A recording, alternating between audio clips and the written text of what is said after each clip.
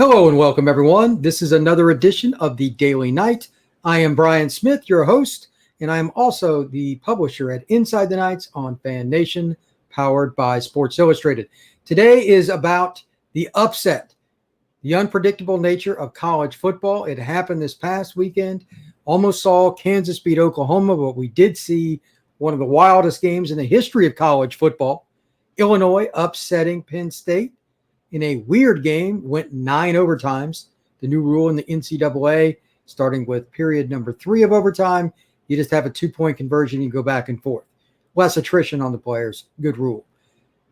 20-18, the Illini beat Penn State. A couple of thoughts about that, as well as, in segment 2, how that can be utilized by teams that could be on upset alert around the country in other areas. So, please note that I had no idea Illinois would even come close to beating Penn State. I'm not bringing this up or anything because I picked the game. I did not. I didn't even think about picking the game. Why? It's Illinois. They're not very good. Their coach was absolutely under fire, Brett Bielema, for making the comment, looking at his list. He said that nobody in the two deep on the O-line had done anything for the program that they'd recruited since before he got there. Remember, he's first-year coach at Illinois. He was previously at Wisconsin, then Arkansas, before getting canned at the latter and moving on to Arkansas from Wisconsin originally. This is the kind of game that college football is known for. It's why I love it. I like unpredictable when it comes to sport. The same thing over and over again, not so much. Illinois has a running back that does well. They have a couple of key plays where guys maybe get a hand on a pass or maybe beat a block or whatever that they don't normally do. That's great. Just flat out great. Show effort, do what you're supposed to do your job, get it done. Conversely, Penn State didn't do any of that in critical moments the way they should have. It's just true. Clifford, the quarterback, is a good football player, but he's been banged up. Going to leave him off the record in terms of being at fault. He didn't play great. I was just looking at his numbers a second ago. But when you're hurt and you still play, I give you all the credit in the world. He may or may not have even been in his best interest to play against Illinois. We'll never know. But they talked a lot about the other guys getting reps in practice going into the game. So please do note that. A couple of points, though, about the Penn State loss, why it happened and how it could lead into other teams being on this upset alert coming into next week. Number 1. James Franklin is a mediocre game day head coach. Good recruiter, pretty good with the press. He seems to be a positive guy. They do have a lot of transfers and stuff, but it's a big-time program. Kids get passed on the depth chart so they leave, so it is what it is.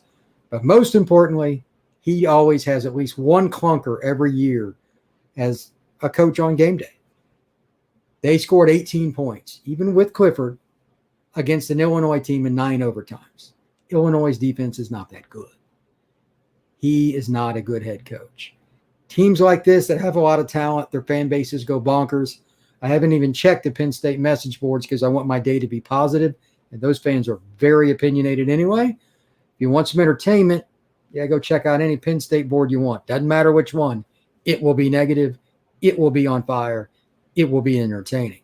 That being stated, I have one other thing to say. Penn State has multiple running backs that will at least make an NFL training camp, yet they can't run the ball. This is another point about Franklin and his coaching staff, etc. They can't run the ball for crap. Noah Kane, he's a kid I used to know when he was at IMG and I worked there. He is a talent. Kayvon Lee, backup running, big kid, power guy. He's doing pretty good with the limited snaps. I think he should probably get more carries, but maybe he's been banged up. I don't know, but he's averaging more yards than the starter. That's one thing that's goofy. And 2, if you look at the statistics, and if you follow me at all, you know I am a stat guy. There's just no excuse for that kind of talent going through this. Penn State recruits well up front, and they've had some guys get banged up, I'm sure, et cetera, et cetera. But Noah Kane, just as an example, in his game log, he's had one game this year. One out of 7 that he's averaged even 4 yards a carry. And I'm telling you right now, he will get to an NFL training camp at the very least as a free agent, bare minimum, because he's an all-around running back. He was offered by everybody out of high school, everybody.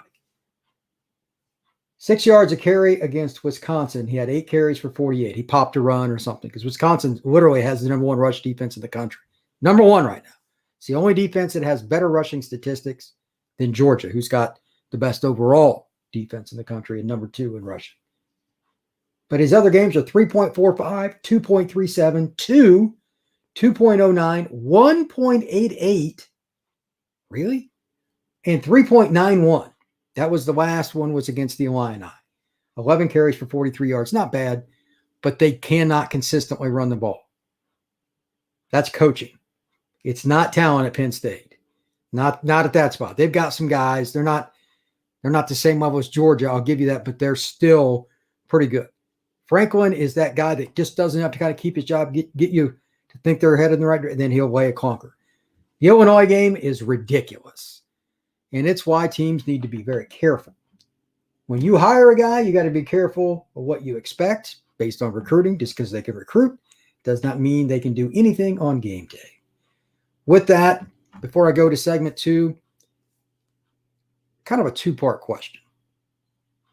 Did you see anything that happened this past weekend in college football?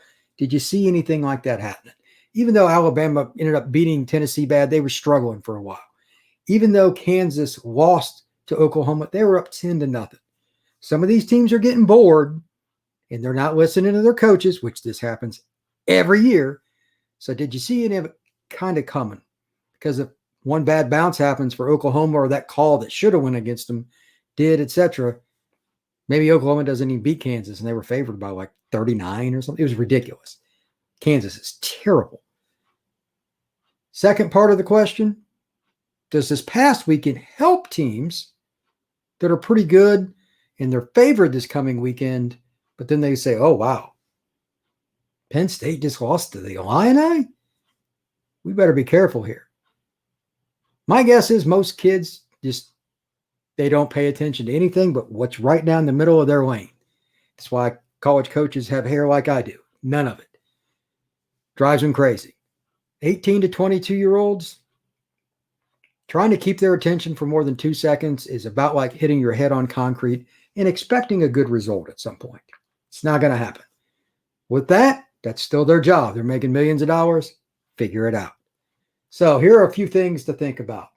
Michigan comes in the big game against Michigan State, both in the top 10. Both of them are undefeated. It's a game that's cool, man, because this is a game that's been around forever. I always watch it. I love that game. What are we going to see in that game?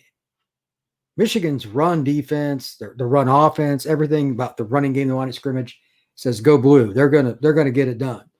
Michigan State on the other side, they're pretty good at it too, and they got Watson, transfer out of Wake Forest, who's just killed it this year. He's one of the top 5 running backs conservatively in college football, and he's been leading college football for a while in run statistics, and he's going to be there through the end. He's just a really good player, and he's dynamic in one-on-one situations. Can Michigan State get over the top? This isn't necessarily an upset game because, number 1, Michigan State's at home. Number 2, they got Watson, and everybody knows who he is now. When he comes on the field, you can be assured the Maize and Blue will know where Watson is, of course. But then there's the final factor. Michigan State and Michigan have some of the weirdest freaking games in all of college football over and over and over again.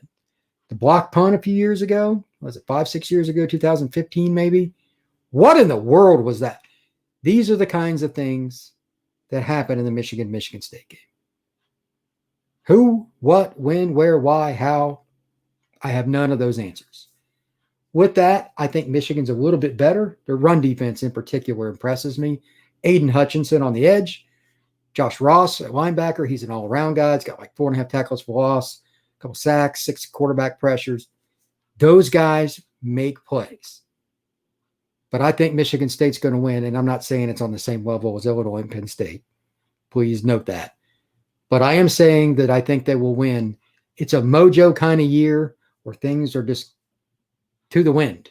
We don't know what's going on Illinois, Penn State is a good example. But Kenneth Watson's going to make the game-winning play in some capacity. May not be a run, may not be a catch. It might be in pass protection or something like that. I have Michigan State in a close game, winning 21-20. With that being stated, there are a couple other games that I want to talk about. In terms of possible upset, if you've listened to me at all, you know that I have zero faith. Zero. In Manny Diaz. Zero. But Miami found a way to win a great game against NC State and Leary, the quarterback. If you're going to beat a team like that, and they earned it, good game. Great throw at the end by Van Dyke to get a critical third down, etc. They went for it and they made play. That's a changer. They play a Pittsburgh team that if they jack around, it's at home. They're expected to win. Kenny Pickett is now kind of entered that Heisman race. He went from nobody to, he's driving a Chevette to driving a Ferrari in terms of how he's played at quarterback.